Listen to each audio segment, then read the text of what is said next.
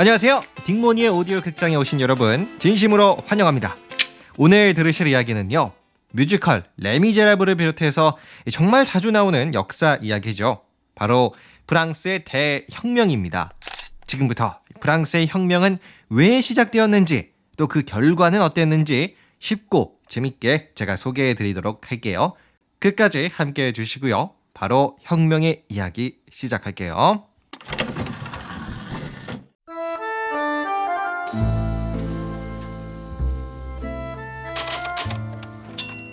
때는 1780년대, 당시 프랑스의 시민들은 하루하루 힘겹게 살아가고 있었습니다.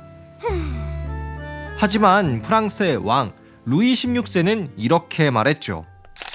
뭐라고? 우리 왕실의 돈이 바닥났어? 헤헤, 괜찮아. 세금을 올리지 뭐. 이처럼 프랑스 왕실의 상황은 처참했어요. 루이 16세, 이 당시 왕이라는 사람은요, 불필요한 궁전과 정원을 짓는 등 아주 사치스러운 생활을 좋아했어요.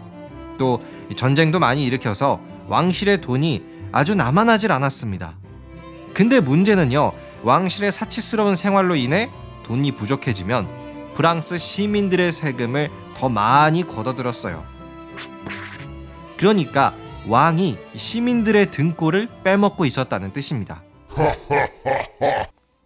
그럼 당연히 우리 평범한 시민들의 분노 점점 가득 찰 수밖에 없었을 텐데요. 에이, 진짜 언제까지 왕한테 휘둘려야 되는 거야? 더 이상 이렇게 참고만 있을 순 없는데. 그러던 중 때는 1788년, 시민들의 분노가 폭발하는 결정적 사건이 터집니다. 루이 16세 왕은 이렇게 말하죠. 아이, 더 이상 갖다 쓸 돈이 없네. 여봐라, 삼부회를 소집하라. 그들이라면 뭔가 좋은 방법이 있겠지. 네, 삼부회. 아마 교과서에서 나오는 좀 익숙한 이름이시지 않을까 생각이 들어요. 삼부회란 오늘날의 비상대책위원회와 좀 흡사한 느낌인데요. 총 3개의 신분으로 이루어져 있는 의회입니다. 제1신분은 성직자, 제2신분은 귀족, 그리고 마지막 제3신분, 절대 다수를 차지하는 평민들이죠.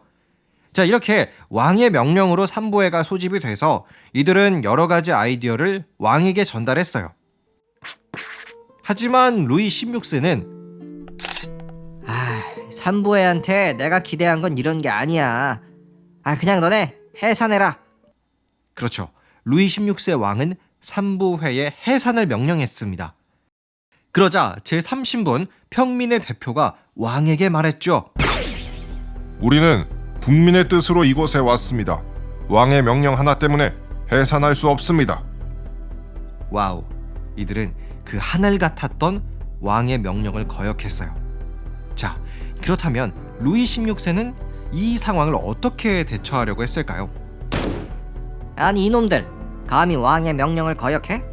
좋아, 여봐라, 당장 군대를 보내 삼부회를 강제로 해산시켜라. 그렇습니다.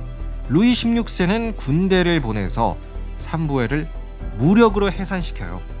그 말인즉 자신의 국민들에게 총칼을 겨눴다는 뜻입니다. 자, 그런데 이러한 상황을 다 목격하고 있는 건 프랑스의 시민들이겠죠. 이들은 더 이상 참을 수가 없었어요. 이제는 국민들에게 총칼을 겨눠? 더 이상 가만히 있을 수가 없다. 여러분, 혁명을 일으킵시다. 1789년, 드디어 프랑스의 혁명이 시작되었습니다. 분노한 시민들은 당시 절대 왕정의 상징 바스티유 감옥으로 돌격했어요. 이때가 1789년 7월 14일, 본격적인 프랑스 혁명이 시작되는 날입니다. 그리고 비슷한 시각 삼부회는 다음과 같이 발표했죠. 이제 프랑스의 국민은 모두 법 앞에 평등합니다.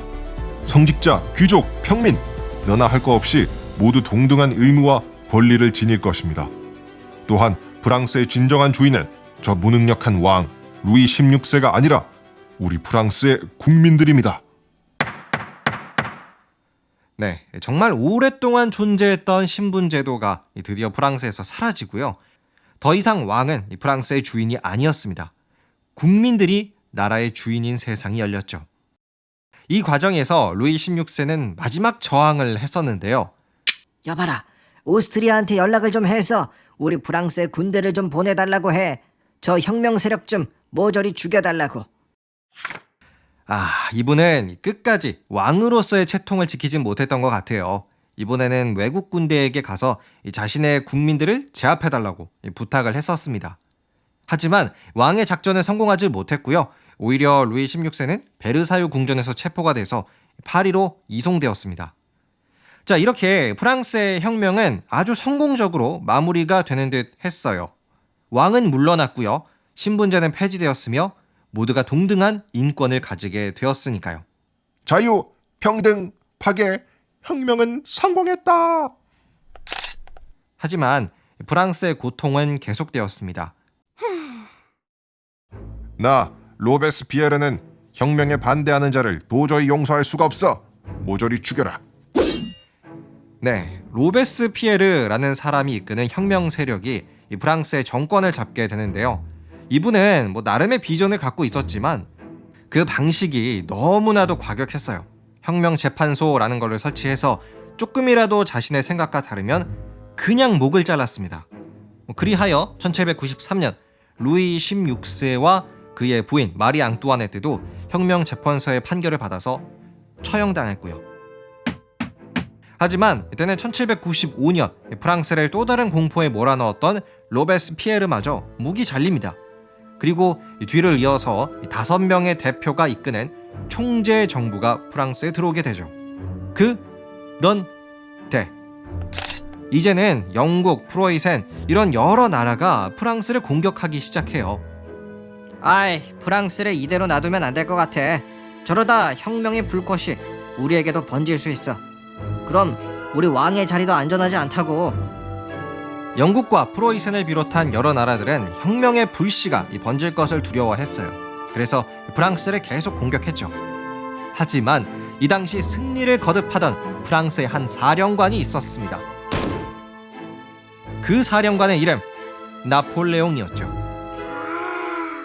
지금까지 프랑스 혁명의 이야기였습니다. 끝.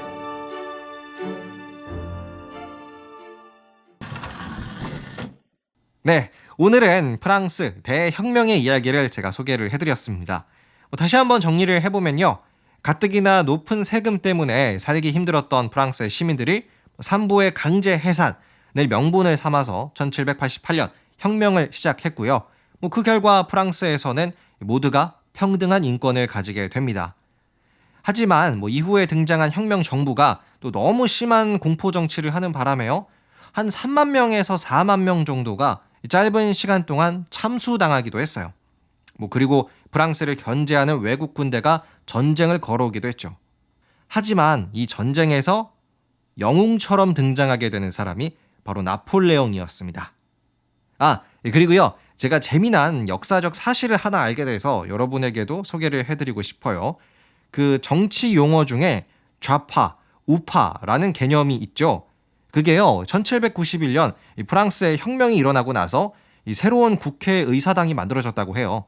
근데 그 국회의사당 왼쪽 좌석들에는 이제 진보 세력이 앉았고요. 국회의사당 오른쪽 좌석에는 보수 세력이 앉았습니다. 그래서 이때를 기점으로 진보 세력은 좌파로 부르게 되었고요. 보수 세력은 우파라고 부르게 되었다고 하네요. 정말 신기한 일이죠. 자, 그럼 이제 다음 이야기는요. 나폴레옹의 이야기 들려드리도록 하겠습니다. 오늘도 끝까지 함께 해주셔서 감사드리고요. 저는 더욱 유익한 이야기로 돌아올게요. 제 이야기 재미있으셨다면 구독과 하트도 꼭 눌러주세요. 그럼 안녕!